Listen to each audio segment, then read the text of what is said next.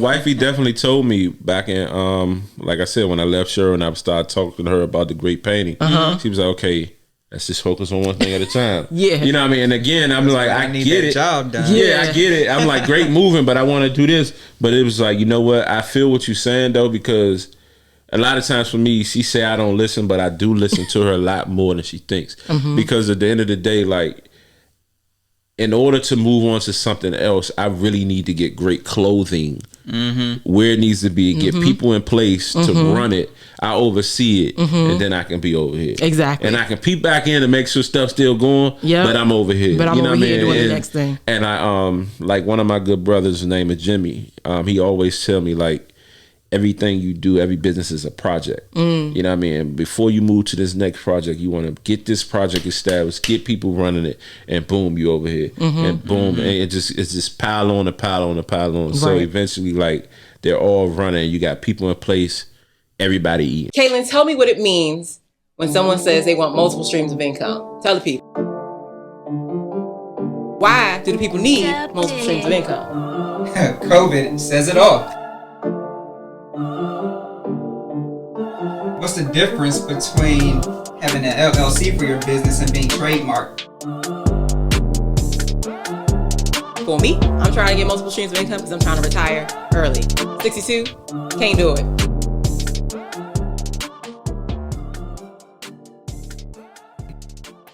What's going on, y'all? Welcome to another episode on the String Chasers podcast. You got myself, Kaylin. And I'm Candace.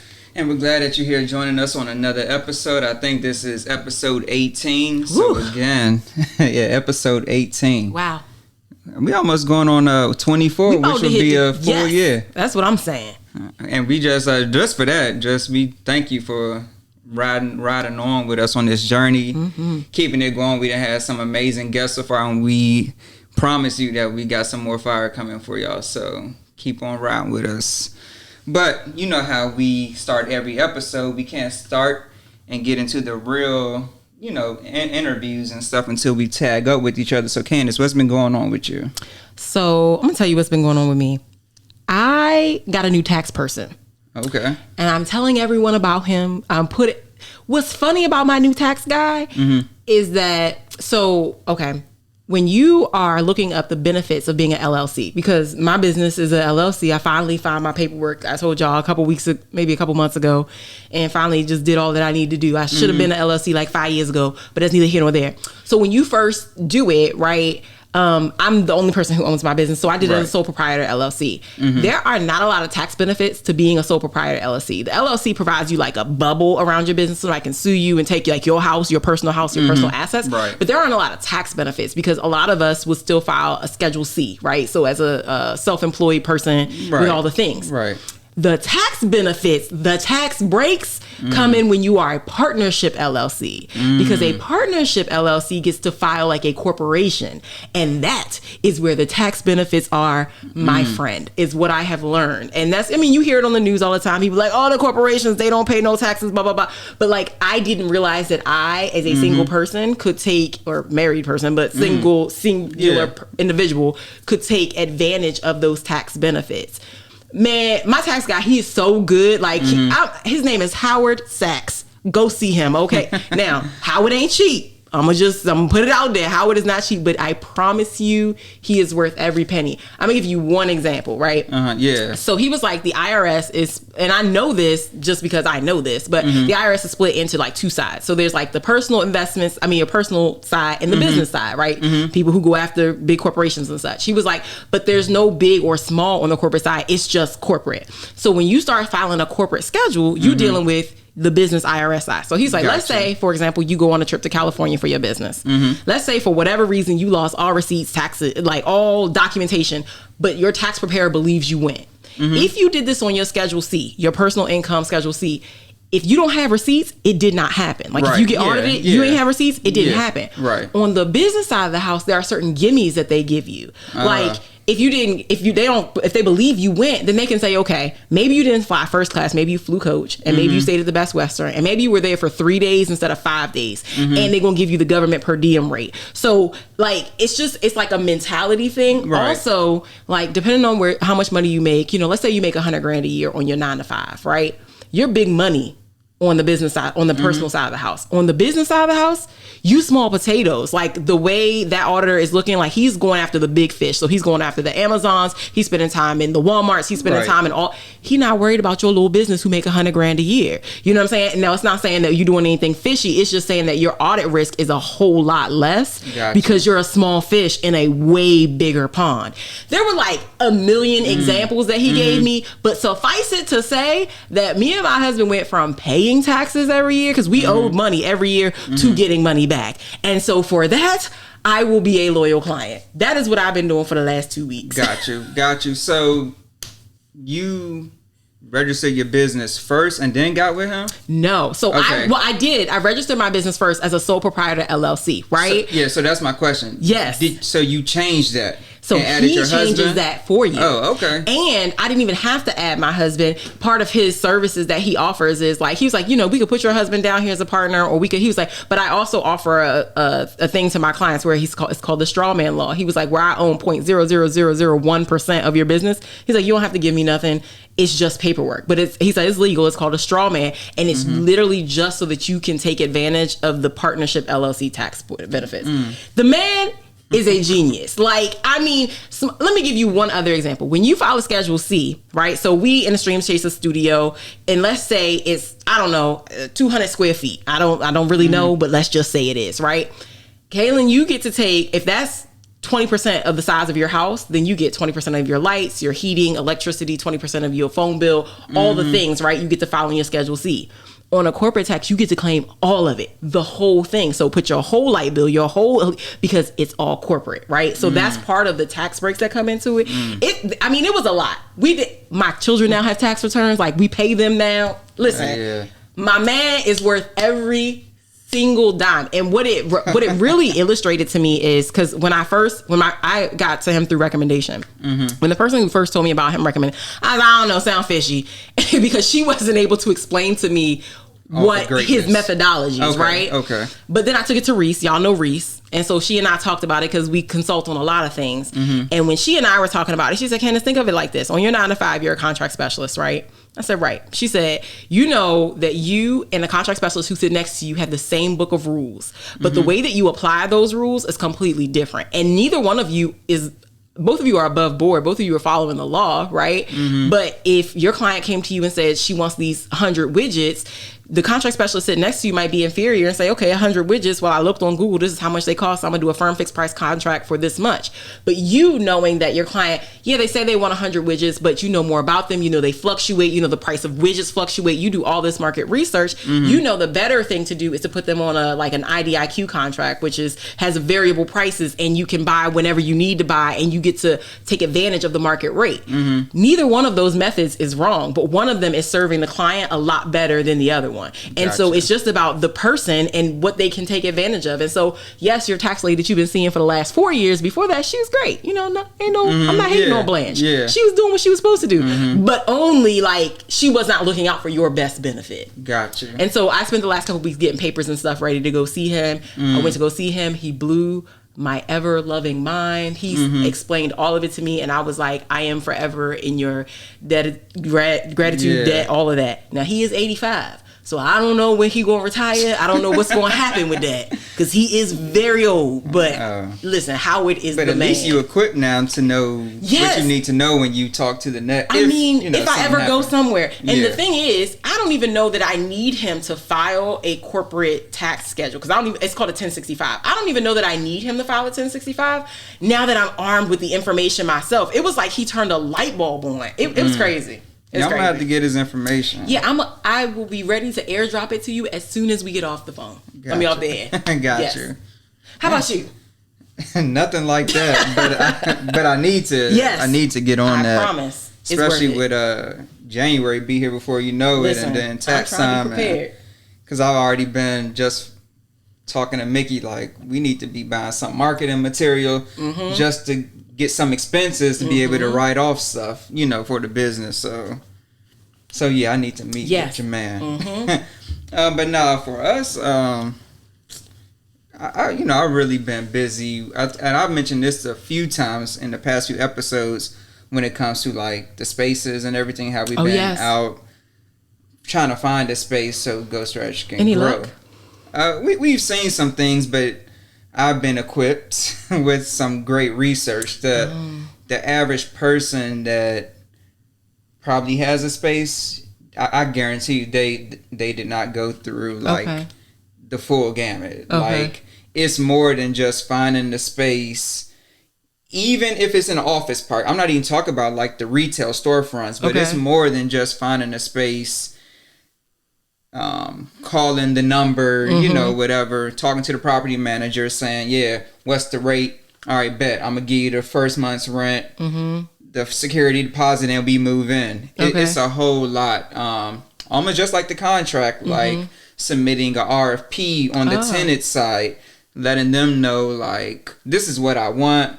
Giving them some time to respond to your wants and needs, and then going back and forth through the negotiation. Because, like, basically, what I've learned now, so I always knew that a lot of times if you go on LoopNet to look at the commercial spaces, they'll say like $20 per square foot, right?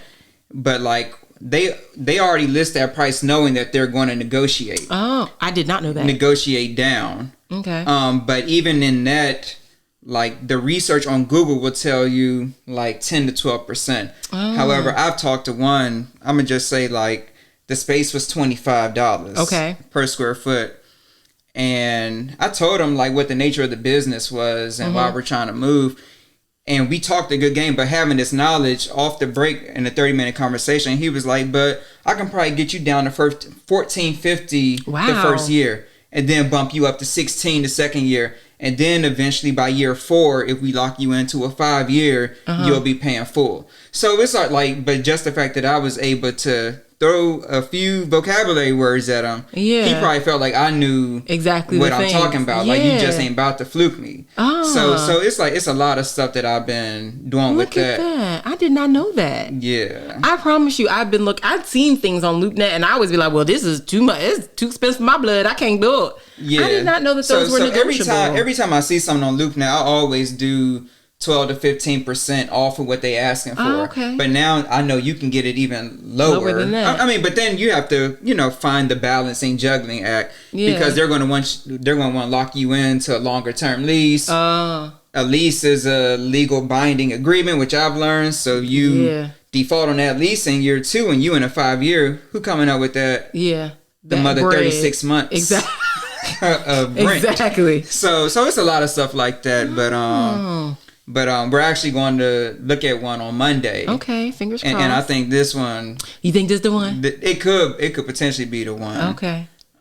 So we'll see about that, but that's what I've been focused on. Okay. Stream chasing stuff, of course. Of course, always. I mean, my fingers is crossed for you. I'm so excited about that. Yeah, it's like a little nervous because it's like you still got to pay the rent on top of the mortgage. On top of your mortgage now, and then, right? Like we talk about with Amari and Reese is like, you like to still buy shoes and, you want to live. Yes. So it's like, it is a little scary, but trying to put the plans together. Yes, no risk, no reward. That's true. That's the thing.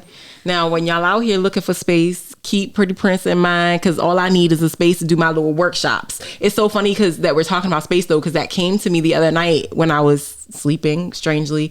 Like, hey, you putting together this little workshop situation, like what you want to do for people. Where you gonna do it at? Because you don't have no space to do it. Like, I mean, if I had left my basement the way that it was, I'm sure I could have turned it into something. My husband has completely turned the basement into his own zone, so that ain't happening. So it's like, so where you gonna do the thing? And I don't know the answer to that question. Yeah. I promise the next thing I'm gonna do is call Chico and be like, so this is what I'm trying to do. Tell me where I can go. Yes. So we'll talk off air. Okay. And I'll fill you in on a lot of stuff. All right. Well, I appreciate it. Yeah. But nah, so stream chasers, like I said, y'all know we typically have a great guest on every episode, and we're not going to disappoint you this week. So this week we got you all may know him. I'm sure you've seen people wearing the clothes all in the area of you in the DMV, but it's a clothing brand called Great, and the owner of that goes by Z. Now, Z1, he's a fellow podcaster. You can catch him if you're into sports, especially heavy on the Washington football team. he's gonna lock you in and let you know everything that's going on, every little transaction with that. But again, he has a clothing brand called Great that he's been operating for a few years now, and it's successful. I've seen Bishop TD Jakes wearing it, Big G, if y'all familiar in the DMV area, and the Go-Go's. Something that I thought was cool, Candace, and he doesn't even notice, but it's like I always think it's cool when you out in public. And I've been in my grocery store and I've seen people rocking Great, and I'll tell my wife Mickey, like, oh, that's Z, stuff right there. And I always think that's cool. Yeah. When you see somebody out in public rocking something that you know the person that's So because in my mind it's like I wonder how they know Z. They might not even know Z. And they might not. And it's just like I like this stuff. So I always think that's like, but Stream Chasers, that's who we got on board for y'all today, and we're going to get into. I know a lot of y'all might be thinking like, oh, clothing brand. Well, I'm not interested in clothing brands. However, it's probably a business out there that you all are thinking about, whether it's detailing, maybe a clothing brand, maybe a nail salon, makeup. But you're probably looking like, oh, it's a lot of people out here that do it, so I'm going to just fall back. I won't pursue that idea. And that's what we're going to get into today. Just talking to Z about like, what made you want to move forward and proceed with Great in spite of so many competitors out here? And like I said, he's making his own lane out here. So that's what we got on tap today. And without further ado, let's welcome Z to the show. Z, we're glad to have you. What's up? How y'all doing? We're glad to have you to the show. Happy to be here. Appreciate y'all for inviting me out. No doubt. And I've been told you I wanted you on the show like probably back in like April, definitely or whatever. Yeah. Just had to get some scheduling stuff around a few things. Yeah, but again, glad you're here.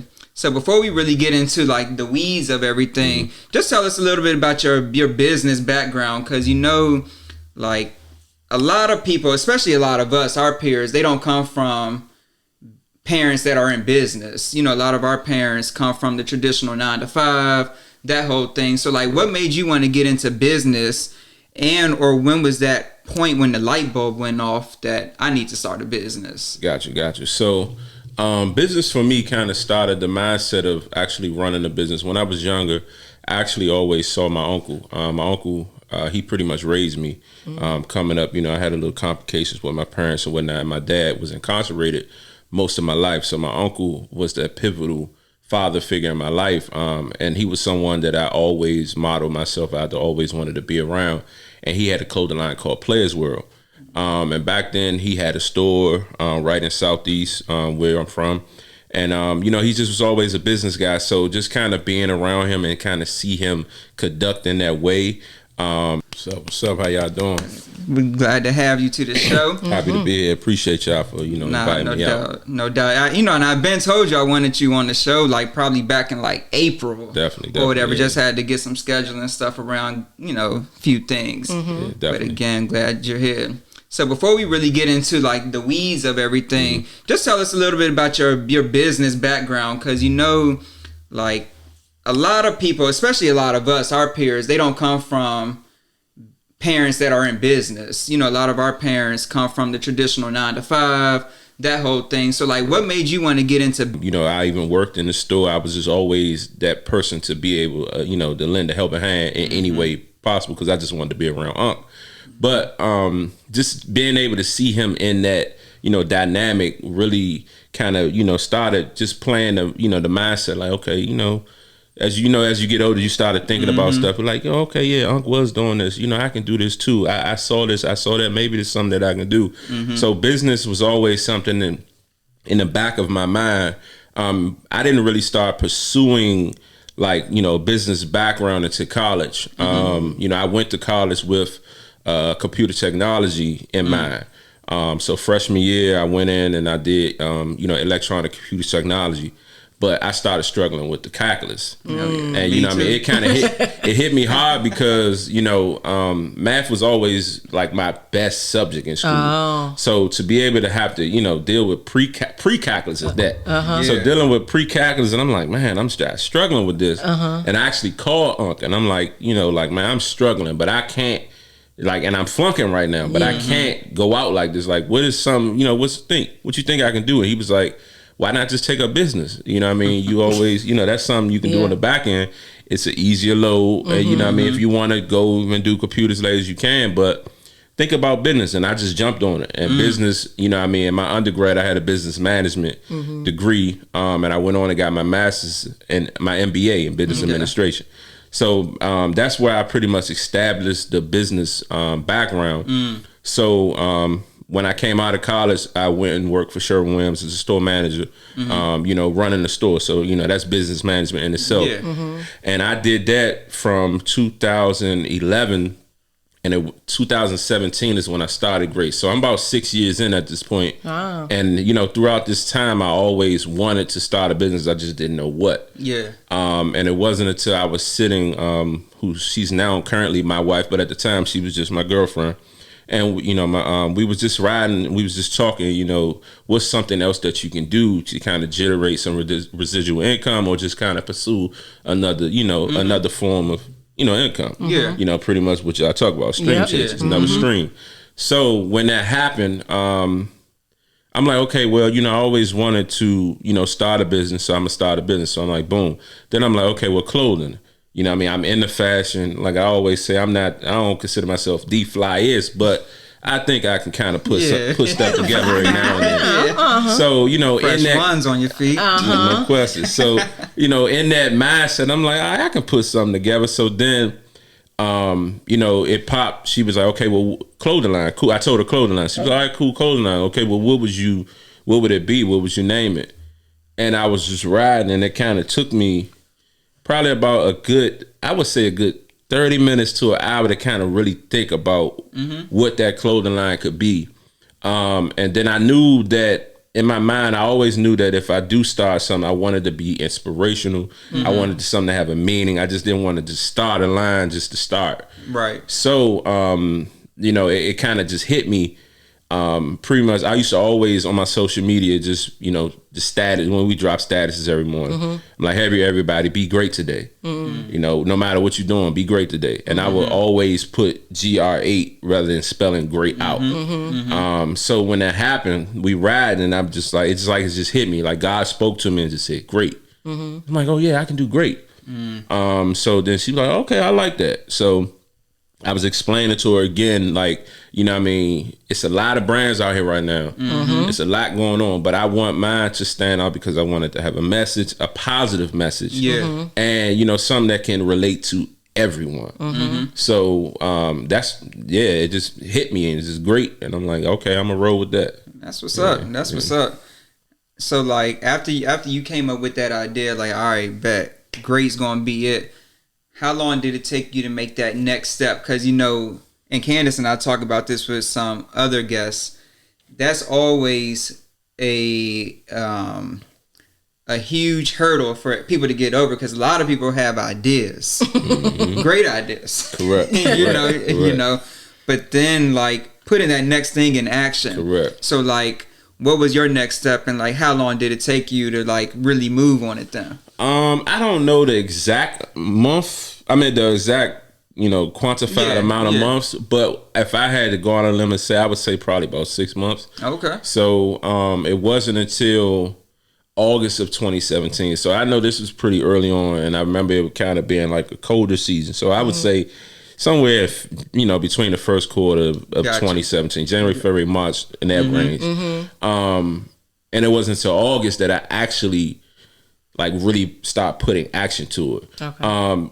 And when I say action, meaning like actually having, I started with hats. Okay. So like I ordered in the hats, I ordered in the patches, I ordered in the press, and like that was my beginning actions. Okay. And then I actually, when all this stuff came, I actually sat in the house. I think I like took a picture, or I made one hat, and I took a picture and I posted, and I said, great clothing coming soon. Yeah. And like everybody started responding, like just getting a high response, getting everybody loving it. I'm like, what am I waiting for? I'm sitting here with the press, the patches, the hats. Like everybody, I need mine now. And I'm like, what am I waiting for? And I just started making hats that night. Okay. You know what I mean? So it's, again, it was it took a while, you know what I mean? You always kind of overthink yourself, and, you know, you start, you know, thinking about what this going to do, or that. And I'm like, you know what? I'm just going to do it. And I started making hats. I formed my LLC probably like 6 months after that. So the LLC didn't actually form until 2018. And that's when I started getting into the trademark and all that stuff then. But again, like you said, you know, that biggest hurdle is like, okay, I got the idea. What am I going to do with it? And a lot of times we get caught up in that. So it's just doing it. Just, you know what I mean? Just jumping out there and doing it. Yeah. You know, between the time you had the idea and the time that you made that first hat, so that 6 months, how many clothing lines did you see start and then you say, I don't know? Because I'm going to tell you about myself. Between that time and it's almost like, you know how you buy a blue car? Like if you bought a blue car, after you buy that blue car, all you see on the road is blue cars. You're like, dang, I'm about to take this joint back. That's how I would have been. I would be like, so I've seen 67 clotheslines start between now and then. Maybe this ain't for me. Yeah. I mean, how do you overcome the idea that there are so many that came before you and so many that have come after you? Like, how do you stay focused? I would say that for me, and like you said, there was, you know, of course, there was many different lines along that line that probably was already established or along the same lane, you know what I mean, that I was in. For me, it was that knowing that I have my own message, and I have my own goals. So, you know what I mean, let me just focus on that, and then everything else will work itself out. You know what I mean? Of course, you know what I mean, everybody, a lot of markets are oversaturated with a lot of different businesses. So many, yeah. But it's always, you know what I mean, it's always unique to you and what you're going to do. What's for you is for you. You know what I mean? So I always felt like my message can relate to everybody. And, you know what I mean, even if, you know, my customers, of course, my customers don't only shop with me. You know what I mean? I have clothing. You know what I mean? It's millions of clothing lines out here. You know what I mean? You got the big ones. You got the Gap, the Polos, the Gucci's, all that. They wear all that stuff. But at the end of the day, they're not going to forget about me because, again, I know my message represents something. I stand big on my service, you know what I mean, what I provide to the customers. And, yeah, that's just how it is. You know what I mean? What's for me is for me. But I did have a moment, I'm not gonna lie, where business kind of got slow. I had a few hiccups and I wanted to give up, but something just, and I probably was going through this product for a couple of months, and something just clicked. I was like, you can't stop and just keep going. So I just kept going. You know what I mean? I just ordered more shirts in. I kept pressing and I kept going. And I mean, like I said, it was started in 2017. I'm 4 years in. And I'm not looking back. Yeah, it's you know what's funny? I think one thing that you said that resonates really well with me is that you have a message. I think businesses that have a message do a whole lot better than people who start and are kind of aimless, right? And even if your brand isn't inspirational, like great, right? But know that you have a consumer in mind and what you want that consumer to say, like what you want your clothing or your whatever you do to convey, what your customers conveying when they put it on, right? So when they put on great, we know what we're saying. And I think that resonates especially well in an oversaturated market. That's just me.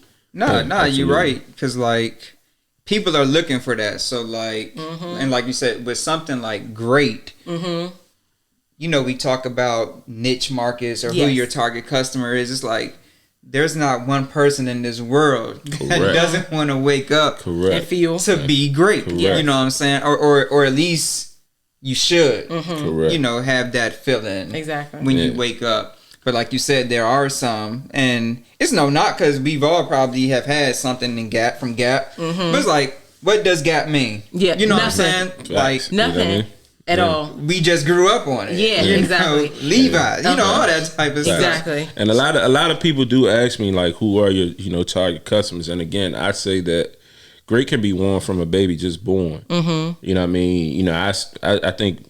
I might have held on to the idea, and I think a couple of times I might have dropped it out on IG. It was like born great, like you can literally come out the womb born great. You know what I mean? You can really go out in life like you died great. You know what I mean? So in a sense, from the time you're born to whenever your end is, you simply can be great. So I'm gonna need some shirts that say, I'm gonna need a newborn onesie that says "Born Great." I would like that. Thank you. It's coming soon. I would also like a shirt that says "Die Great." I would like that. Just putting some ideas out there. Yeah, so it's just like, I mean, it's for everybody, from the baby, like I said, the baby just born to, whether you whoever you are, no matter the age, everybody can wear my brand. Yeah. So stepping back a little bit, when you said you had ran into that time, or a couple of times, or a stretch when you said you felt like you wanted to quit or whatever, right. Can you elaborate a little more on like what was it that was going on that really felt like making you want to quit? I mean, for me, I was kind of like having like a designer block in a way. Just coming up with different concepts, being creativity. I was also struggling with, getting my product out in a sense, where I felt like now it's just, I just have to make myself available. You know what I mean? So at the time, I was working, I was doing a lot of different things. You come home, you get orders, and I was doing all the work. I was pressing, like I ordered the shirts in, I'm pressing them. I'm getting, you getting preparing for pop-ups. I'm doing 20, 30 shirts of each style. You know what I mean? You go do a pop-up, your product is sitting. So it was just a lot of things just going on and just kind of happening in my life where I was like, I felt like I wasn't getting the reward as the work that I was putting out. But I felt like, if you stick with it, you get creative, you got to market, finding different ways to market. It'll all work itself out in the long run. And just kind of networking and connecting myself with others who are in the same industry as me. Just kind of pick their brain on what it is they do with maybe their leftover inventory, or because even to this day I don't sell out of everything, but you gotta still find ways to figure out, have a sale, do a BOGO, you know what I mean? Sometimes you may have to give something away or whatever it may be. Just do that and it'll all come back. You know what I mean? So that's one of the things that the mind I didn't have then. And it really was, I was really struggling with it. And like I said, it made me kind of have creativity block. And I was just sitting in that rather than focusing on what's next. So now with me, like whether an item sells out or not, I'm moving on to the next thing. It'll come back. Yeah. You know what I mean? So. Okay. Yeah. So I want to go back to something you just said, where you said you were talking to other people who do what you do and just kind of asking them for tips and stuff. So you mean to tell me that in an oversaturated market, all of your competitors don't have to be enemies? Facts. Huh. Facts. Who knew? Facts. I think people. Didn't Mike say that too? Huh? Mike said that too. Yeah. It's funny because I think people often feel like in a market where there are lots of competitors, like you got to be enemies with everybody. Like nobody can help anybody. And before we go on, I think it's important for the Stream Chasers to know, especially because you just said that we have Z right now on the couch. Y'all have seen the episode about sophomore when we had Bug and Amari. Amari is Z's brother-in-law. 2 different brands. Facts. 2 different ideas. But they not beefing. They doing their not own at thing. all. Yeah, Exactly. Facts. Yeah, and I mean, I have a lot of friends that have clothing, clothing brands, and a lot of times, they hit me for, sometimes we're sharing suppliers. It can be, it's not just information all the time. It could be a supply, it can be, just different ideas. I have people that, that have brands that I may even send a design to. Like, bro, what you think of this? Look at and that. they can just really give me an honest opinion rather than, it's not all about, everybody ain't hating. What I mean? Now, I'm sure there are some people out here that do operate in that sense. But, if you get yourself around the right people and you doing what you're doing for the right things and you support others, it'll all work itself out. Look at that, Kaylin. Who would have thunk it? Only if that message can be spread to the masses. And for me, like, because I haven't dealt with that. Okay. And I know your business is. Yeah, it's like, very I don't niche. know anybody. Yeah, it's very. There are like 5 other people who do what I do. Yeah, so it's like we haven't dealt with that, but I know a lot of people that do deal with that, So that's always interesting because, like, as an outsider, I feel like it's enough clientele for everybody. Everybody, you know, yeah. for everybody to Everybody. eat.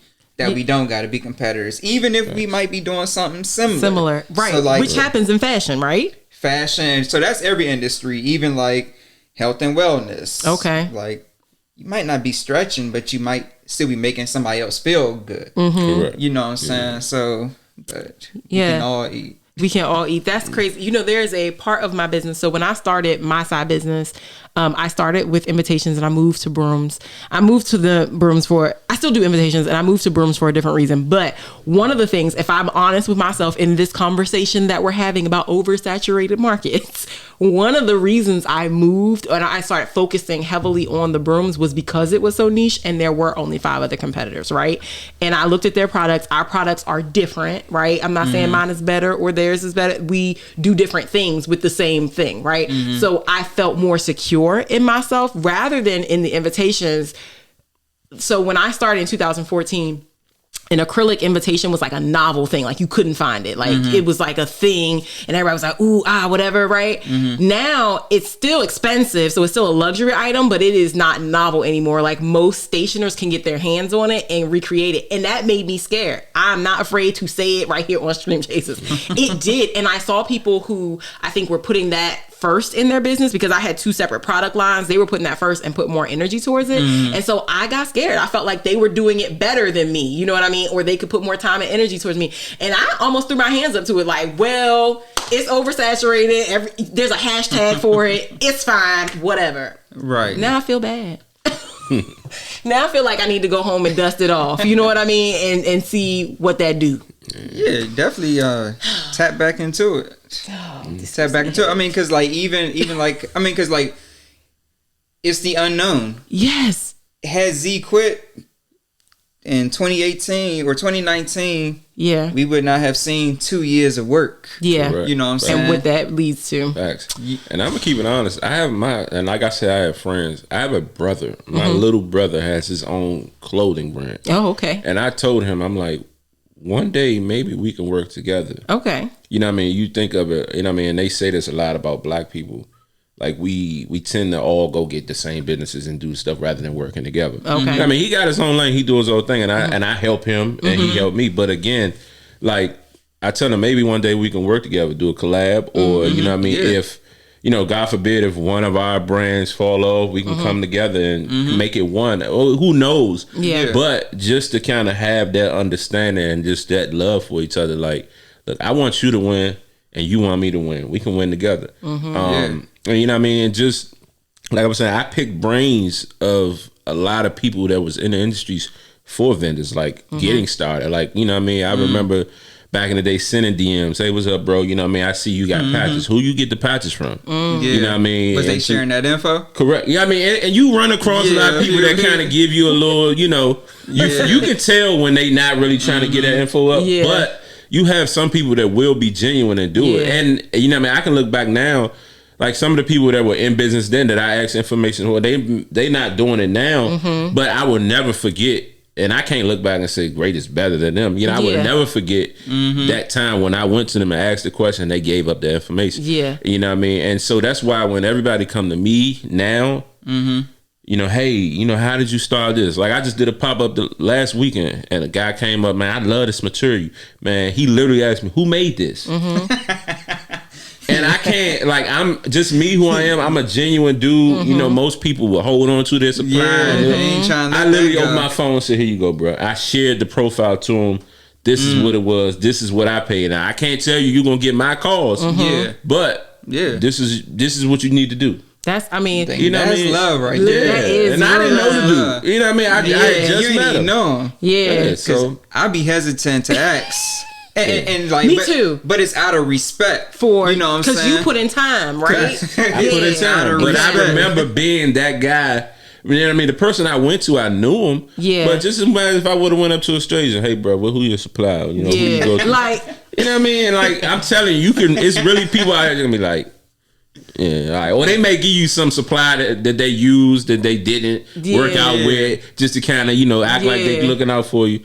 But I don't hold on to no information, man. It's like we all, you know what I mean? We all get. I feel like I will eventually block my blessing by doing that. Agreed. You know, I can't do that. Agreed, because a closed fist can't receive blessings. Yeah, so if you open up, you know, but that's something. It's funny. Me and my husband disagree on that fact because which one? On giving up the information. I remember when I first started making rooms and stuff. A lady hit me up after she got married. She bought it, whatever. She loved it. She was like, "I'm thinking about doing the same thing. Who do you get your stuff from?" And I saw it came back on a Facebook memory, like maybe yesterday or something like that. And because I asked Facebook, because I was conflicted about it, and my husband was like, "Don't give her names. You Google, she can Google." You know what I mean? That's it. That sounds like my wife. She said the same thing. Hey, he was like, "Don't give her nothing," and I did. I ended up giving. He gonna learn this when he watched this episode. That I actually eventually ended up sending. I don't think she ever ended up doing anything with it because I never saw anything come from it. Correct. Because a lot of people don't ever end up doing the thing. Did your part. But I did my part because I couldn't not. You know what I'm saying? Because I went through and I gave her a whole long message. Girl, I tried this person, and that person, and that person. But let me tell you, I did the whole thing. I did the whole rundown. And so, like, that type of stuff be blowing me, though, because, like, I'm the type of person, like, yo, like, if you ask me, I'm going to do what I can to literally write the playbook for you. Correct. Like, I'm going to give you everything I know. Mm-hmm. But on the flip side, I feel like I don't get that in return. Like, I've had thoughts in my head, and, like, it's always almost about to have been a post, but then I'm like, no, I ain't even going to go out there and put that out there. But it's sometimes it's like, would it be dirty if I just start looking out for myself because I ain't getting that same energy in return? But I wouldn't because that's just not me. Correct. Yeah. I always say, stay true to who you are, no matter what you're doing, whatever it is. Stay true to you. You're going to be all right. Yeah. You're going to be all right. And I would say that, you know, there's I don't know if it's a meme or like just a saying about like oversaturated markets. Like when you go down the bread aisle, how many types of bread are there? There are a bajillion types of bread, right? But even in that, some of the ones, especially the newer ones, so the newer entrants to market, right, that do better are ones with a message. So Dave's Killer Bread, it ain't got no gluten, no wheat, no blah, blah, blah. Like, have your message, talk to your people. Talk your talk to your people, and your people will find you. They say your tribe will find you, you know? That's real. That's real. That's crazy. So wedding season is almost over. So that means like my immediate product is the brooms. So the brooms will be coming to an end soon, and it's time to plan for like long range things. So people are getting married next season, and they'll start to do their invitations. So maybe due to this talk here today, I will go home, dust off some things with the invitations, and see what I can generate. Yeah. So you on Etsy and all that? Yes. Oh, that's dope. I'm so teary-eyed about it because I just see so many people and they do so. Maybe I'll hit one of them up. I've always been hesitant to do that. Like hit one of the people up who do like the luxury invitations to see what kind of feedback I get. Oh yeah, hit them up on like IG or something. Yeah, I would, see if they give me the cold shoulder. Nah, you should. I will report back. You should. So jumping back into like some of the great stuff. So like how you said when you hit the ground running by yourself, going to work, doing all the press and all that type of stuff. So like, well, one, I know a press machine isn't cheap. Yeah. Is that why it took 6 months? It's not cheap. Or whatever. Then, like you said, you bought the patches and all that type of stuff. Nice. So what would you, if you could remember, what was like your initial investment so you had this idea to roll out with Great, then you thought about it, put some plans together over 6 months. And then it was like, all right, let me start buying the patches, the press machine, all that type of stuff. What would you guess the initial investment was in terms of money? Yeah, in terms of money. I would say probably somewhere between 800 to 1,000. Okay. In there, but like another thing for me though, I always like to find ways. Like if I'm presented with something, I like to do a little research first, and in a sense, it's basically shopping around. In a sense, like for instance, when it came out to the logo, I hit up people I knew that have that do design and stuff like that. People like I want 500 this, 600 that, and I'm like, man, I commend you. That's your price. I'm not gonna argue with your price. I'm just not gonna go that route. You go to Casey. You know what I mean? Yeah, I hit up Casey. Casey's dope. Casey doing it. I just couldn't afford Casey. Yeah, at the time. Me neither. Casey's dope. 3,000. You know what I mean? I look at Casey now and I'm like, Casey's killing it, but it's still like I couldn't afford it at the time. Yeah. So I was like, you know what? I think I was talking and my man was like, man, Fiverr. Yeah, Fiverr. Like this GR8, I swear to God, I paid $5 for this logo. Which is now Fiverr is now called Upwork. I think it's still Fiverr. No, that's something different. Oh, okay. Yeah, so Fiverr is where you can get all of the creative. Yeah, like, you can get graphic designs. They can do logos for you. They can do your web page. Okay. Like you can do it all for Fiverr. They can do flyers, whatever it is you need, they got it. And I swear to God, I literally paid $5 for this logo. Okay. And this logo has taken me many places. Yes. You know what I mean? Reached many people. So it's again, I paid the $5, boom, boom, put it together, start tweaking a little bit here and there. And I had the logo and I'm like, okay, cool. And then I was like, okay, well, I went to a print shop. And you know what I mean? Because again, in my mind, I'm like, all right, I know I got my logo, but I want quality stuff. Yeah. Okay, so I went to the print shop. Boom. Okay, I remember going in there and sitting with the lady after work, and I'm like, I want these T-shirts. I just want a logo here on the chest, or I think it might be on the middle or something, and something on the back, or whatever it was. And I think she was like 20 a shirt, and I'm like, nah, you know what I mean? That just don't make sense to me. Yeah. But again, that's your price. I come to you if I can, but I'm about to go another route. And I just continue to do research, and like I said, asking questions. Boom, hit my man, and my man was like, boom, get the patches. Go with this patch route. You know what I mean? You can get the embroidery patches, but it's glue on the back. You know what I mean? You can press it. Boom, okay, cool. Got that.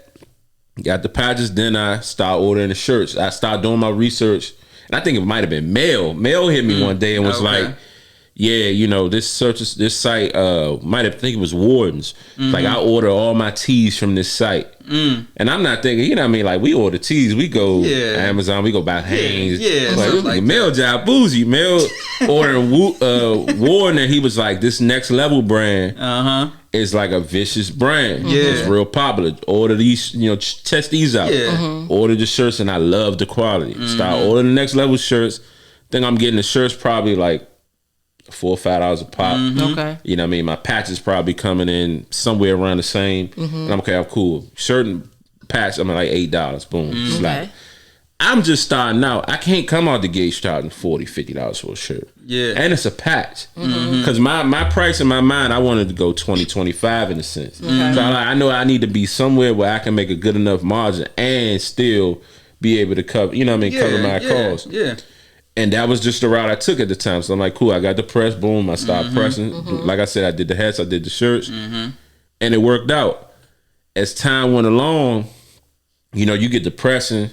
One shirt logo might be in the center. Next shirt it might be to the left a little bit. I heard Next the shirt stories. is up a little bit. Heard the stories. Yeah, and I'm at the end you holding the shirt up and you like, all right, this might make the cut. You know what I mean? That's how I'd have been. And I didn't want to continue to be that way. So I'm like, man, I know eventually I'm going to have to outsource. Okay. But again, and I wanted to be locally. You want to support your local businesses.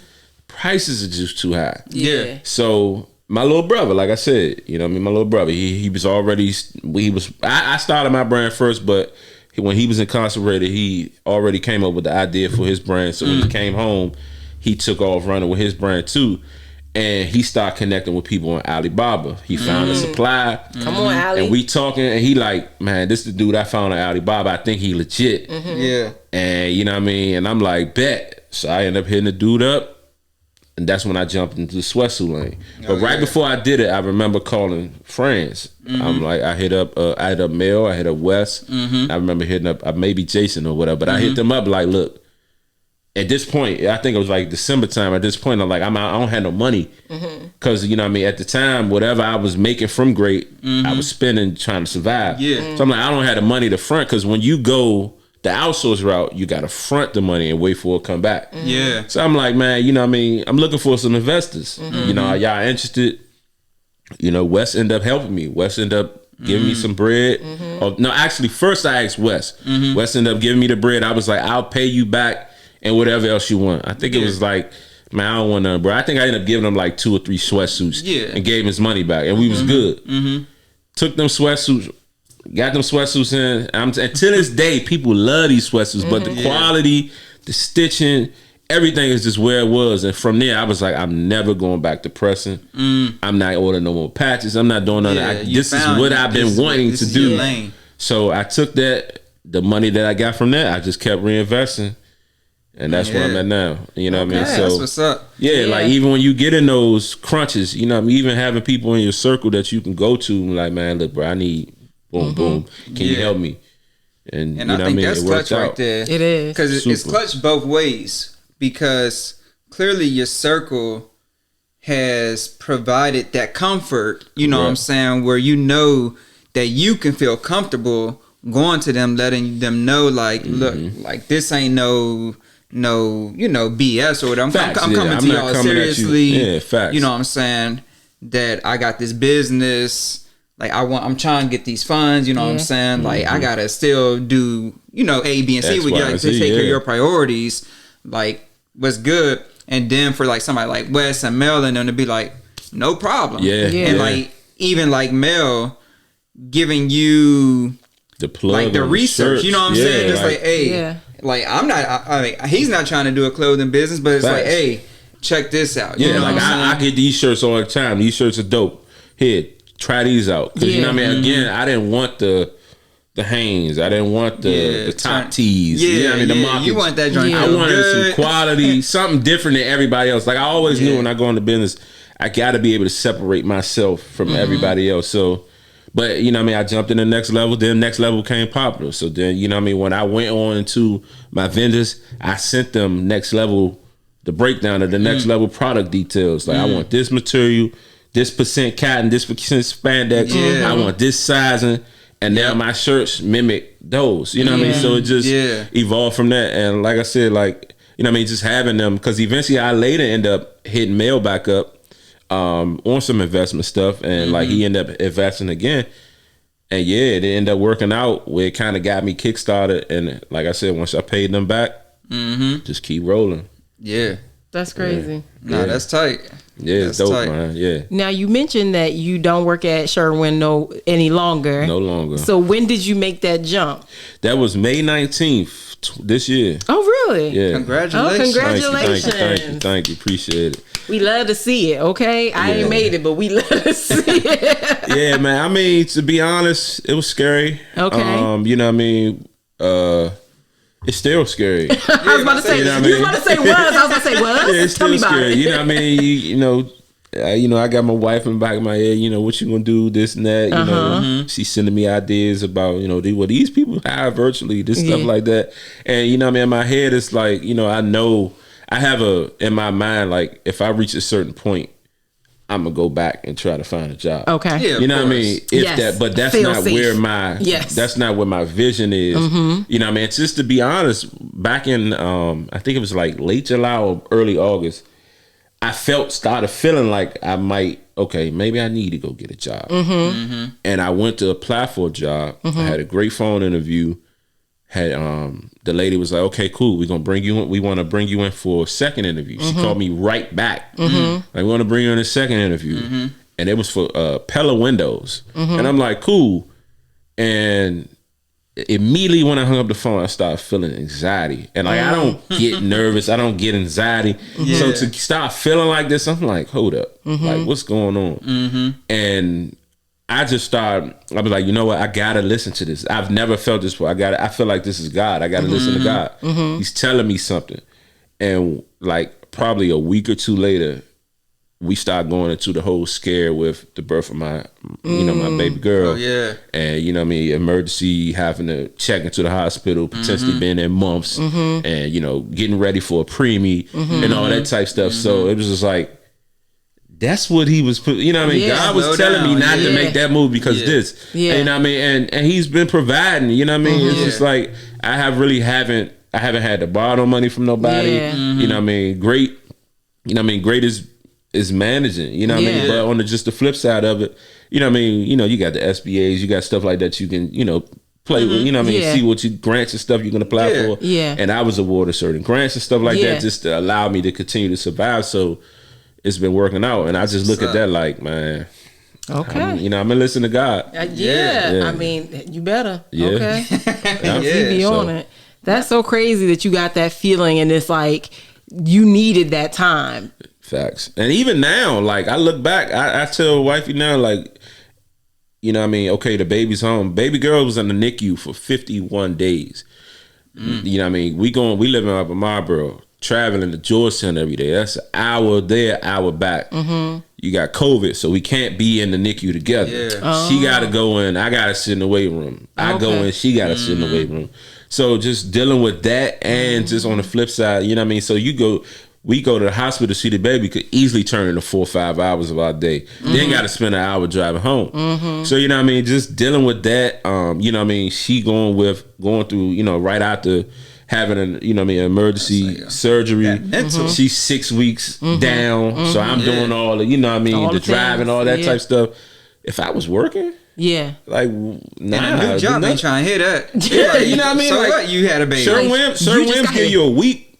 A week. Maybe I think it was a week of maternal. I mean, a paternal, Yeah. or it was just some along the lines of like you may have to use your vacation. Yeah, Sure, y'all gotta use do your better. leave. Nah. Yeah, you know what I mean. So Y'all it's gotta just do like, better. nah, man, I ain't got time. for And that. that's the stuff. And it's like I don't knock nobody having a job. Yeah. But it's like, and I think we talked about 'Cause I this got when you one. had the pop up with Mike. Yeah. And it's like it's not always about money. Facts. You know what I'm saying? Granted, money is great. Facts. You know, like, hey, I won't never turn it down.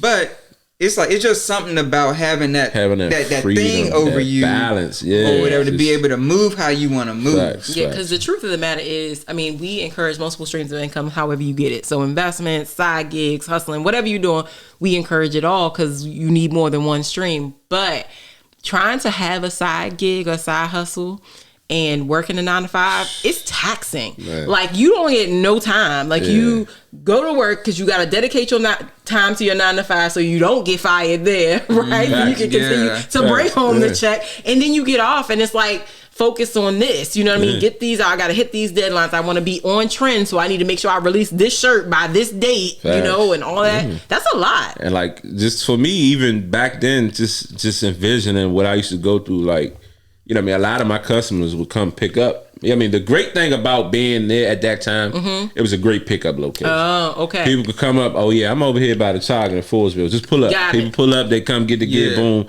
It's an easy situation. But when I'm sitting in there trying to think of my creativity or trying to come up with the design, and I gotta jump up and go help because it's a complaining customer at the counter, or you know what I mean, an employee is not. Oh, I gotta go tell an employee to get off his phone. Yeah. You know what I mean? It just dumb stuff. You know what I mean? Just dealing with that on a daily basis and just feeling like I've outgrown what I was doing. And like, you know what I mean? For a long time, I was heavily dedicated, but towards the end, I just started like my mind just was venturing Mentally off. checked You know what I out. mean? And it's like I don't want to be this guy. Like I don't want to be the guy that hate work or purposely coming to work late because I don't want to be here or leaving early because I'm going to do something else. Like, you know what I mean? It just it makes you become somebody you really, really don't want to be a lot of time. It's just like, man, I don't bump all this. Yeah. You know what I mean? It's just you securing That's this guy. Because that's how it be. And it's like I've said it before. Somebody else's drem. That's exactly That's what a it real is. thing. Yeah. I You tell better my go ahead. supervisor all the time, like when I go in her office and I just be talking, and I'll say something like, "Yeah, y'all government workers." She was like, "You're a government worker." I'm like, but I'm not. Yeah, like in my mind, I'm not. I'm like, I'm way different than you, or whatever. Like, you good for this? You know what I'm saying? You done been in here 20 years. I'm like, I'm out the door the first opportunity I can get. Yeah. Or there she was like, whatever. I'm like, all right. It's that's a real, real man. thing. That's a real thing. It's funny because my daughter's doctor asked me the other day, like, what do you do for a living? And it's the first time I've had to answer with the name of my new job. I don't know if I like how it felt. It was interesting. It was an interesting feeling. Like I used to work for DC public schools. Okay. So when I was at public schools, I felt like my job had a mission set. You know what I'm saying? That's different than I work for the government now. That's different than U.S. government, right? Like it felt different. And even the culture, and I don't know if it's like me still getting used to the culture, but even the culture is very different. Like, and I worked for the military before working for DC, so it's not like unfamiliar. It's just uncomfortable. Facts. Right? And so like, I don't know if it's me or getting used to it. I don't know, I don't know what it is. So I am dealing with that. What I do like about where I am right now is that I work full time at home.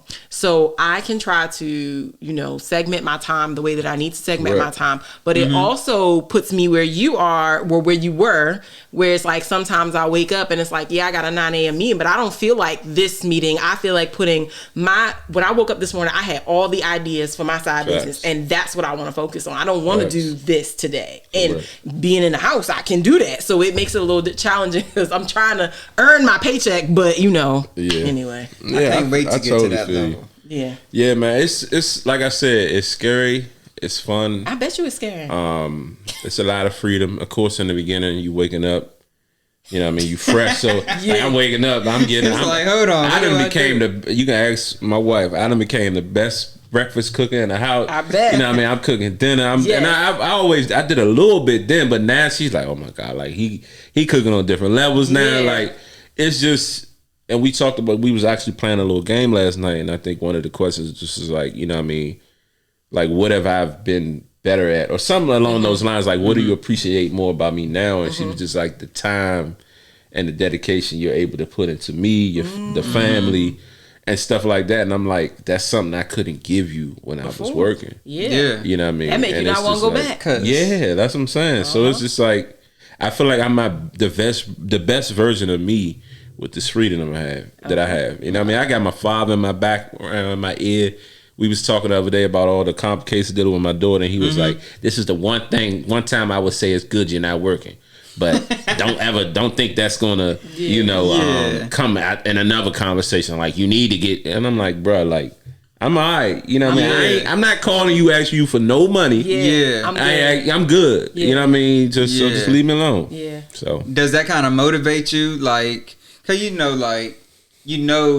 your father is always going to come from a place of love. Correct. You know what I'm saying? Yeah. But when you hear stuff like that, like the chatter like that, does that ever motivate you to another place, or do you let it just roll off the bat? No, it definitely motivates me, because I want to, like, I think I had to tell him at one point, like, look, this is my dream, my life. I hear what you're saying. I know you're not coming from a place of trying to down me or discourage me. Like, I know it's a place of love, but you can't, this is my life and my dream. So allow me to do what I'm doing. And the best way you can support me is call me up and say, hey, what you got on your agenda today? How can I help you? Rather than, did you apply to a job today? You know, how many hitbacks you get. Yeah. Did this, you know what I mean? Like a parent. And like, and I had to like really tell him that, like, bruh, stop calling me, asking me about jobs and this, like, cause that's not what I'm on right now. So like, again, be that supportive parent. Just try to do it a little differently. See what I'm saying? See it from my point of view. Yeah. Because at the end of the day, whatever your dream is, I'm going to support you through that. Whether I agree that that's what you need in your life at that moment, I'm going to support you because you're my father and I want to see you do great at it. And that extra little push that you give me may really get me where I need to be. Right. You know what I mean? You never know, like, what a person is dealing with any given day. So it's like you said, that one day a few years ago when you was thinking about quitting, had you got some feedback like that on that day, it could have been the end of it. But had I you could got have been that 8 feedback, years in the grade by now. You know what I mean? Like, rather than 4. So again, like just sometimes it's okay to kind of keep your personal desires of my life to yourself.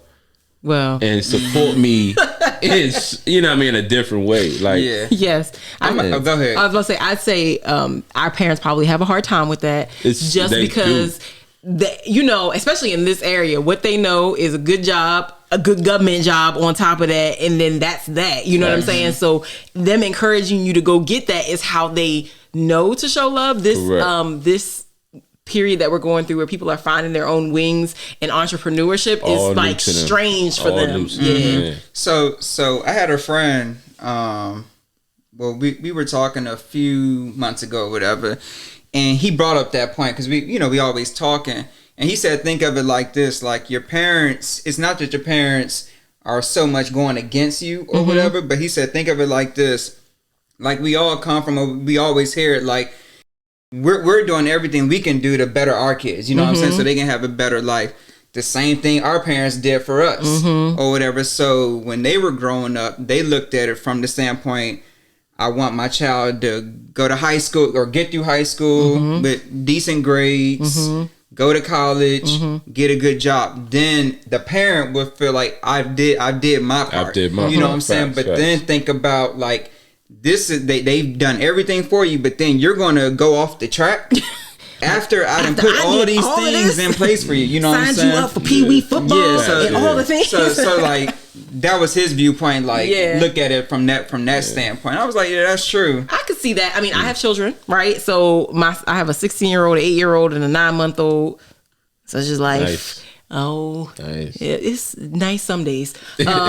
So, but and I feel the same way about my kids. Like, you know, Chase is doing cheerleading and Xavier's doing track and you're doing all these things. You are trying to set them up for what you see as greatness, right? And if they choose to go another way, like if Chase says she want to go play the trombone in Spain, I'm going to be mad. I'm just going to tell you, like, I'm going to be like, no, this is not, I didn't pay the money for all these things for you to go live on the side of the road in Spain. I don't want to hear that, you know, so I get it. Yeah, no, I definitely get it. Because like we said, we building all these businesses. Yeah. For our kids, exactly. So you don't have to go to college or do whatever. You know what I'm saying? Yeah. Like, or you're not forced to go to college.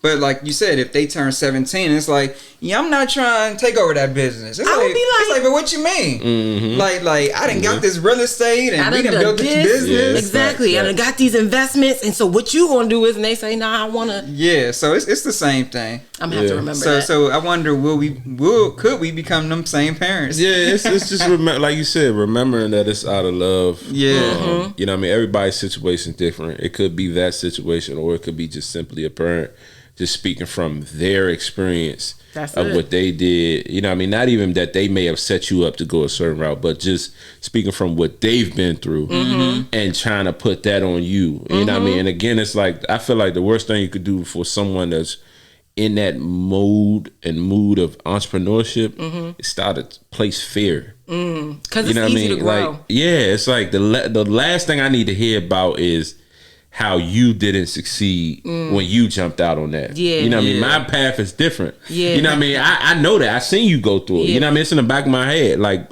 and I tell my father, like, bro, I have a undergrad degree. I have a master's degree. Like, I know, and I worked in business. I know all these different steps.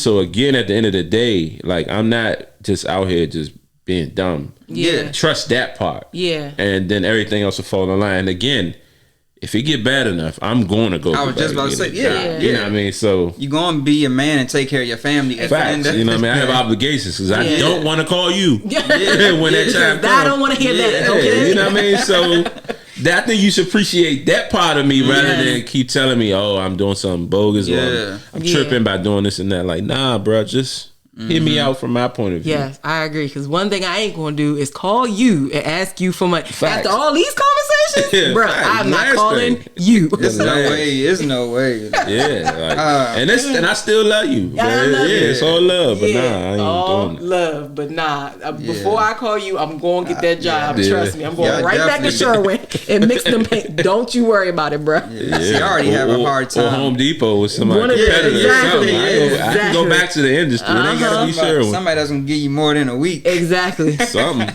Oh man. Well, where can the people find you? Kaylin mentioned at the beginning, just so quickly, you have a sports radio podcast. I do situation? have a podcast. Yes. What's it called? My brother Reedy. It's called Reedy's and Z Sports Talk. Okay. My brother Jarice and myself. I'm Jamaal. So pretty much what we do is we have a micro focus on the Washington football team, but we talk about mainly football. Okay. We're eventually going to venture out and get into basketball, the hockey, the other sports and stuff like that. But it's a major focus on the football team. Something that we call each other every day and just chat about. You know what I mean? Just going back and forth. He has his opinion. I have mine. You know what I mean? We just bicker back and forth. And I told him, like, bro, we really need to do this as in a podcast sense. Yeah. And it was something that I was kind of like trying to do on my own a little bit. I had like a ZSPN report. So I would that was the first it. place I seen Yeah. that. yeah, so I Facebook. would drop little, this transaction came out, and you'd be surprised. You know what I mean? I'm just feeding off the alerts that I get from other reporters, but Right. by the time I'm putting it out there, a lot of times it's before somebody ESPN alert came, before somebody even noticed or even had a chance to look at their phone, but they looked at Facebook and see, oh damn, that's happened. So they started gaining trust in me, or like, man, we waiting on the ZSPN report. ZSPN, what transactions going on today? So it started like people started relying on me to provide that info, and I'm like, this might be a lane. So yeah, we turned it into a podcast. We are on episode 7. Okay. Yeah, I so will we be started at the sure beginning of not to football tell my season. husband about it. He is a Washington football team fanatic. Yeah. He was just talking to somebody today about how he needs to divest himself. He was like, because Sundays is a very emotional day. It is. He said, I carry it on Mondays and Tuesdays. He said, I don't know how to get rid of the feeling. He's like, I just need to just free myself. So I will be sure to make sure he does not see this episode. Sundays Therefore, are real. he cannot watch your podcast or listen to it because he don't need that in his life. Okay. He might agree with a lot of stuff though. We keep it a buck though. I'm sure he You know what I mean? We does. keep I'm it a sure he buck. does. I Yeah. mean, he get on the phone. He's much like you and your brother. He get on the phone with his father on Sunday, and it's back and forth about what they did or didn't do, and it's just it's a Facts. lot. Nah, Yeah. so just to piggyback, like he's right. So you probably been doing that for some years now. Like, I was like doing the ZSPN thing back probably about 4 or 5 years maybe. Okay, because Yeah. like I think I first saw it on Facebook. Okay. And he's right. It did get to the point because like I'm real big into sports. Okay. Like, and I love like sports talk. You know what I'm saying? So like, and I didn't even get on Facebook that often, but when I did get on there, I would always see his statuses, Okay. and it was like the first thing that will like catch my attention because it's something that interests me. And it's like, dang, okay. And it's not so much because I'm not a Washington football team fan, so I don't care too much about the transactions, but I care about the opinions. Okay. You know what I'm Correct. saying? So it's like I just like because like I'm watching the game just like y'all on Sundays, and I have my own thoughts. Like, dang, like y'all need to be giving the Kirk Cousins a chance. Like, yeah, all right, you know what I'm saying, or whatever. But then it's like I like to see somebody who's invested into the team, like to see their thoughts. You like to see their hair on fire? Is that what you like to see? Because that's what it be. Just Oh to no, see- it's real. It's real. I can remember when I was a child. I will always remember. I sat on the couch and cried after the Redskins lost, and my mother just was like, what's wrong with you? Yeah. You know what I mean? Like you sitting there crying over this team, and like it was like a going laughing thing. But that's and I look back at that moment and like I've been invested like diehard since then. You know what I mean? So again, like even to now, it justifies the way I am about my team and sports. Just it's just who I am and how and why I'm. You know what I mean? Like it is what it is. So the next thing we need to add to your list is getting sports journalism. How we get access to the things and so that you can really be doing your Z. So that's what I was SBN. just getting ready to say. And I think when he first posted it on Instagram, like, that it was coming. Yeah. I said, well, the first thing that popped off in my head is it's not many black sports talk radio people. Correct. No. Yeah. Especially if you listen to 980. Or Yeah, you got 106 the FM. junkies. None of them are the junkies. Like they are so popular, they get so much publicity. Like none of them are like really like original, deeply rooted sports guys. Yeah. They just a group of guys that just got up together and created a show to talk about sports. You know what I mean? They're not deeply rooted in it. Yeah. Like none of them played football before. Oh, okay. You know, that type of thing. So like, they don't have the love and all the things. the passion. Somebody You know what I just mean? put It's them something that on they with the built job. over time. Yeah. You know what I mean? And trust me, it's a good show. I listen to the Junkies. I listen to 106 I listen The to Fan. AM, 106 The Fan. You know what I mean? 106 The Fan, 980. I listen to all of it. Kevin Sheehan, all out of everybody. But again, it's just like a lot of these guys never played a down of football. Right. And so You know they what I get mean? access because you once you officially declare, that you're in sports journalism, you get access to the things and the knowledge and the transactions and the knowings. So we need to get you out there popping so you get access to the things and the knowings and the So transactions. make sure you subscribe to his channel. Yeah, subscribe to the channel. Subscribe to the channel. So we can get the ZSBN report moving, okay? Yeah. All right. So, yeah. I love it. Real quick, I did have 2 other questions Go before ahead. we wrap up. So for our listeners out there, people that are interested in starting a clothing brand, right? Mm-hmm. What would be some advice that you would tell them? First, I would say, again, like for me, when I was starting out, coming up with a name, coming up with something that you're passionate about, something that that's relatable to people. Try to come up with something that's relatable to like a large enough amount of people, so you don't just restrict yourself. When it comes to that, also, like don't sit on your idea, whatever it is, whatever you're feeling. You know what I mean? Like when I started Great, I didn't talk to many people about it. Okay. You know what I mean? Like I said, I had a conversation with my wife. I may have shared it with a few coworkers, people that I was cool with, but then I just did it. You know what I mean? Yeah. It's not something that I went to my circle or my crew and was like, I'm about to do this. Be on the lookout for it type thing. Like, nah, Wow. I literally just dropped a logo one day. Yeah. Great things to come. Follow. And everybody went to follow. And then, like I said, months later, I dropped a product coming soon. Yes. And then I came right back that same night. You know what? These hats are available now. Order now. You know what I mean? So just do it. You know what I mean? But also, don't always just jump at the first opportunity just to slap something together. Like really think it through. Really kind of like, take your time with it and really be smart about, the business side of things. Knowing what your product gonna cost you. Knowing what, it's like you always say, it's the cost of, you got to calculate. Like I got to calculate the cost of the press. I got to calculate the cost of the patches. I got to calculate my time. You know what I mean? You got to calculate being able to reorder. So when you setting your price points, being able to give yourself a large enough margins to cover all those things and give you something to put away. Gotcha. You know what I mean? So just being smart about it. Don't just jump into any opportunity. Like I said, I could have jumped out there and just went. I know the product would have looked nice, but I would have jumped out and paid $20 a shirt. I'm coming out the gates. I can't charge $40 a shirt. Yeah. I mean, I'm stuck at, you jump out there, pay for it. You may get 1 or 2 people to jump out and pay for it. Then the rest you sell them 25, 30, and you ain't making no money. Yeah. So just being smart about all of that, just thinking about the entire process rather than just the product and then selling it. You know what I mean? Gotcha. All the different levels of the process. Gotcha. Yeah. Okay.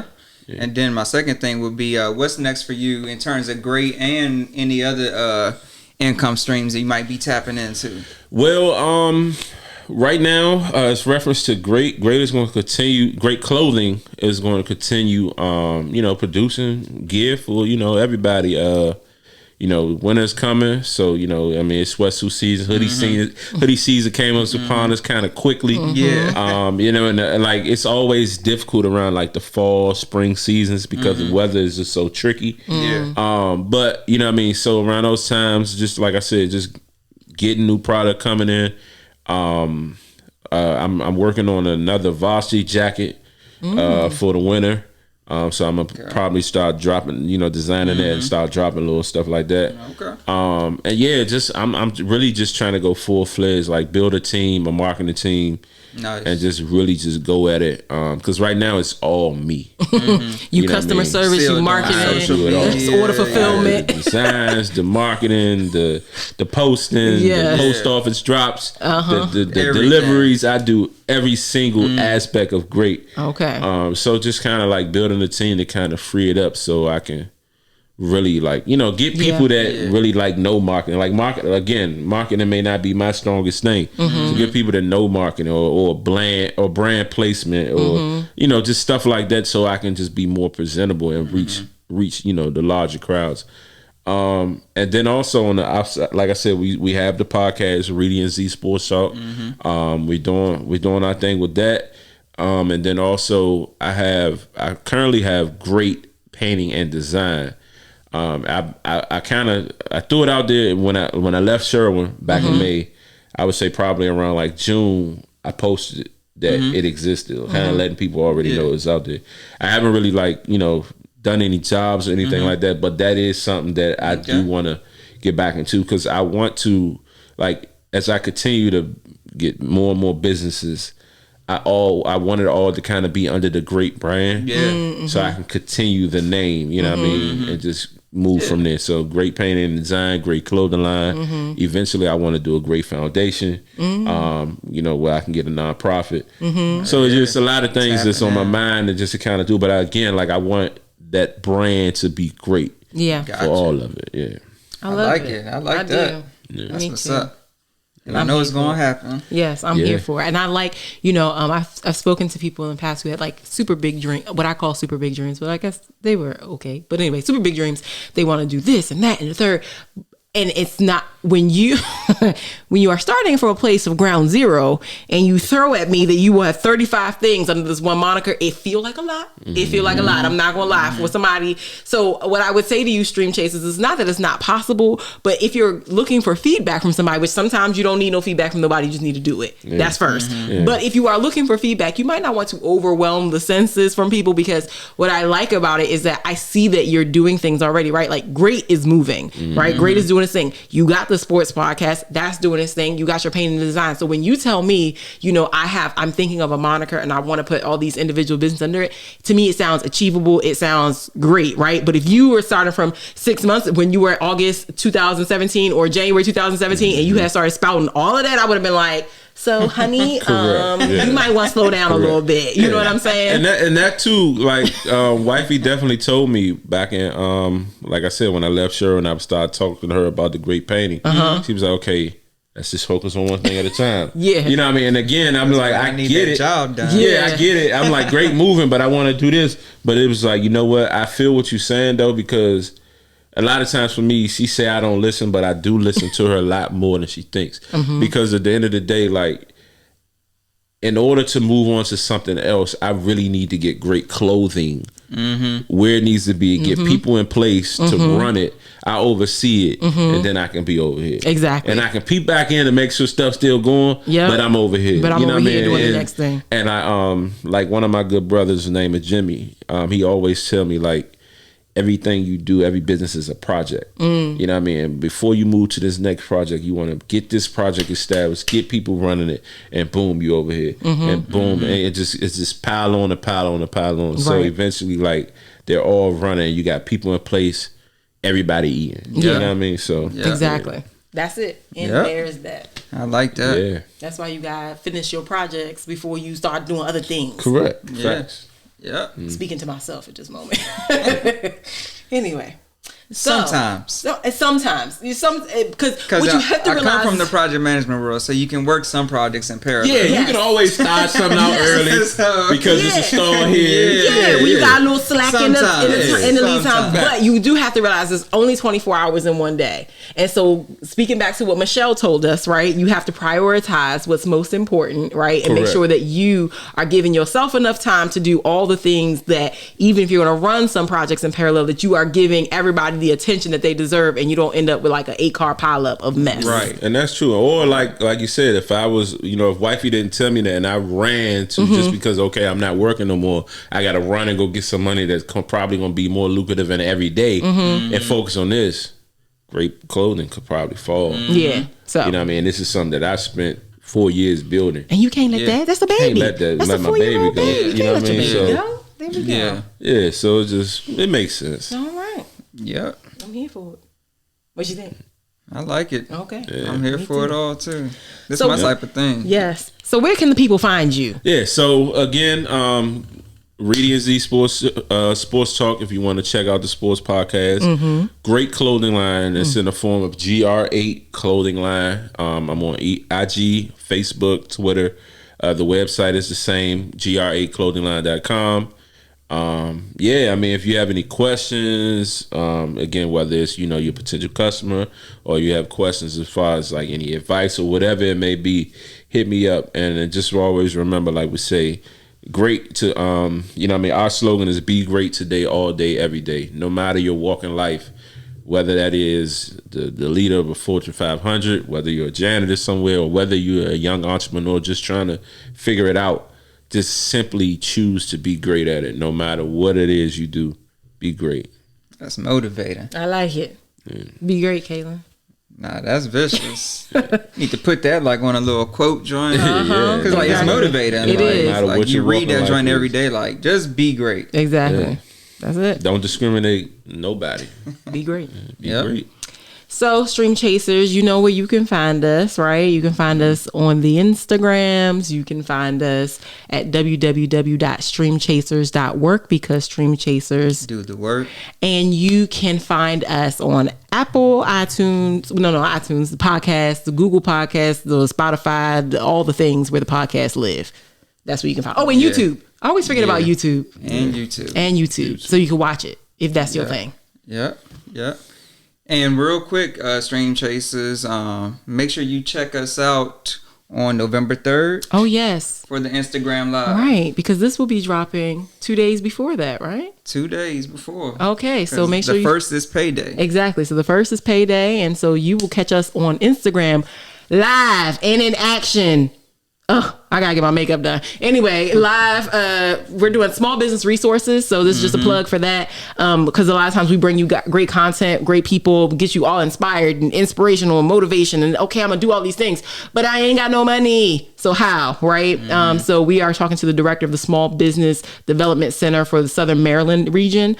And she's gonna talk us through like, what is a small business administration? How do I get loans? How do I get grants? What do I need to do? If I need a business plan, where can I go for that? Certifications. The whole nine. Or let's say you are already in a business, but I want to leave my 9 to 5. I want to be in a place where I can securely do this. How do I do this? They got counselors, business people, all of that, consultants that'll work with you through the whole thing. And guess what? Your tax dollars pay for it. It's free. So, you know what I'm saying? Yeah. Tune in for that. Be prepared to ask her all the questions. Drop us some questions in the DMs. Yep. People say slide in the DMs. Ask us some questions so that we can send them over to her and have her prepared. But other than that, she's going to be dropping lots of great gems. And we decided to do that on IG Live so that we can interact with you. Yep. So that's it. That's it. So it has been payday and you just got paid.